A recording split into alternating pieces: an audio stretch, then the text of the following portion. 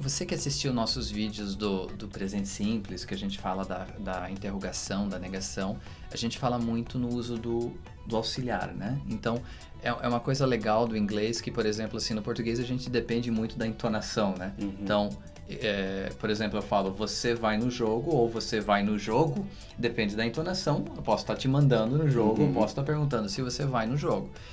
O inglês a gente acaba facilitando, como a gente explicou no vídeo, o uso do auxiliar no início de uma pergunta traz essa característica que está vindo uma pergunta. Ele mostra para o teu cérebro. O espírito que vem uma pergunta ali. Porém, com a evolução do idioma, a gente acaba também usando essa questão do auxiliar para enfatizar algo que eu realmente quero, algo que eu estou falando. Então, de novo, vou reclamar da temperatura no estúdio, já precisa resolver isso. Impressionante. Tá agradável aqui dentro, gente. Tá agradável. Não tá, não. Tá agradável. Mas tudo bem. Então, vamos dizer que realmente eu queira ligar o ar-condicionado. Que a gente não pode, porque o som do ar-condicionado vai atrapalhar o som da gravação e o áudio vai ficar ruim para vocês. Mas, falando a questão I want to turn on the AC, eu quero ligar o ar-condicionado, é uma coisa. Mas se eu falar pro Diogo, I do want to turn on the AC, ele entende que realmente eu preciso... Até junto o really, às vezes. I really do want.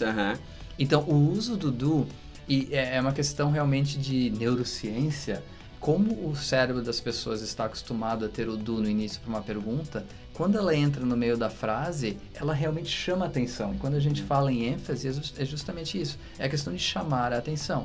Então, você usar o do antes do verbo numa afirmação, ela acaba dando mesmo essa característica de ênfase. Né? E já aproveitando esse gancho, existe uma outra situação também que a gente usa o do ou qualquer outro auxiliar de pergunta sem ser uma pergunta. Eu lembro que eu ouvi algumas músicas na minha adolescência. 5 anos atrás. Mais ou menos 5 anos atrás. Tinha uma banda que ficou muito famosa por uma única música, que era o Four Non Blondes, que eram 4 mulheres que cantavam, e elas tinham uma música chamada What's Up.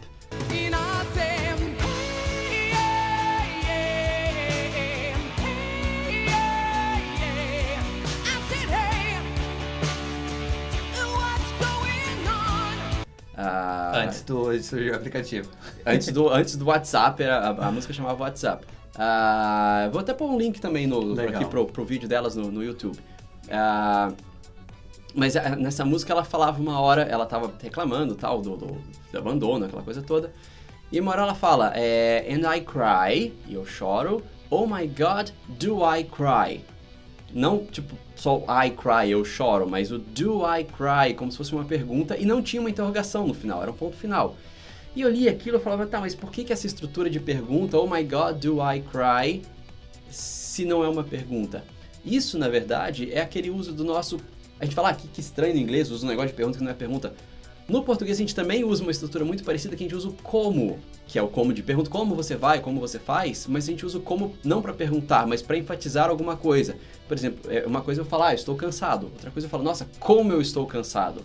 Se eu falo isso pro Eric, como eu estou cansado, eu não quero saber a forma como eu estou cansado, eu só estou enfatizando isso.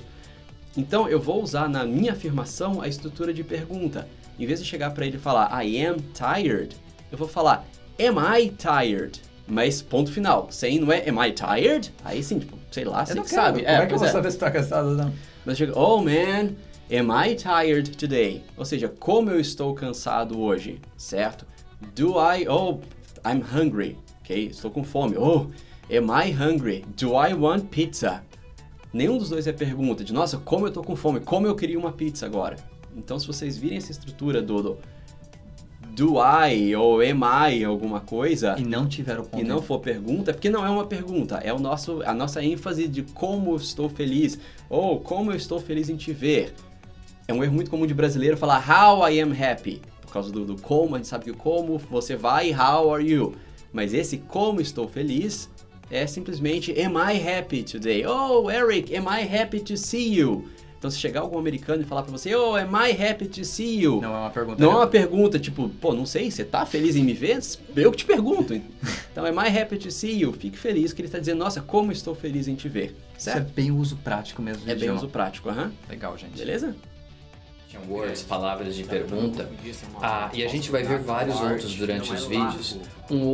Uma outra palavra de pergunta que a gente viu durante o diálogo foi o how. E o how não tem nada a ver com comunicação indígena. Ele é a palavra de pergunta que significa como. Então,